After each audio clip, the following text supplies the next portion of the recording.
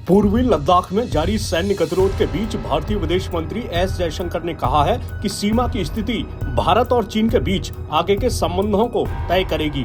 दरअसल Asia society policy institute की शुरुआत के मौके पर एक समारोह को संबोधित करते हुए सोमवार को विदेश मंत्री ने संयुक्त राष्ट्र में सुधार, क्षेत्रीय सहयोग, संपर्क और एशिया के भीतर अंतर्विरोधों के प्रबंधन सहित कई महत्वपूर्ण मुद्दों पर बात की।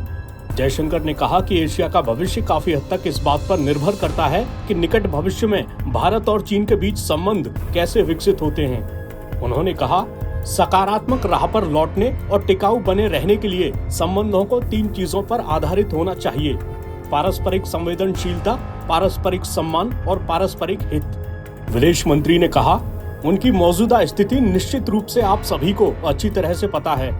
मैं केवल ये दोहरा सकता हूँ कि सीमा की स्थिति आगे संबंधों को तय करेगी।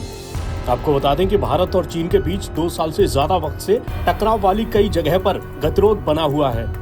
हालांकि उच्च स्तरीय वार्ता के नतीजे के तौर पर दोनों पक्ष कई क्षेत्रों से पीछे भी हटे हैं, लेकिन दोनों पक्षों को टकराव वाले बाकी बिंदुओं पर जारी गतिरोध को दूर करने में सफलता नहीं मिली है। कुछ दिनों पहले जयशंकर ने कहा था कि चीन ने भारत के साथ सीमा समझौतों की अवहेलना की है, जिसका साया द्विपक्षीय संबंधों पर पड़ रहा है। उन्होंने कहा था कि संबंध एक तरफा नहीं हो सकते हैं और रिश्तों में आपसी सम्मान की भावना होनी चाहिए।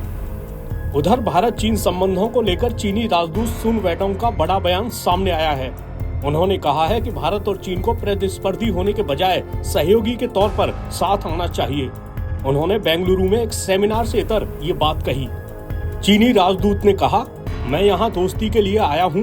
यहाँ और पूरे भारत में हमारे बहुत से दोस्त हैं। भले ही पिछले 2 सालों में हमने कुछ मुश्किलों का सामना किया है, हालांकि दोनों पक्षों की संयुक्त कोशिशों की वजह से संबंधों में कुछ सुधार भी दिखा है। वेडोंग ने कहा कि भारत चीन संबंधों पर आपसी सहमति तलाशी जा सकती है, क्योंकि दोनों देशों के लिए द्विपक्षीय संबंध काफी महत्वपूर्ण हैं। इसके आगे उन्होंने कहा कि हमें प्रतिस्पर्धी होने के बजाय सहयोगी के तौर पर साथ आना चाहिए।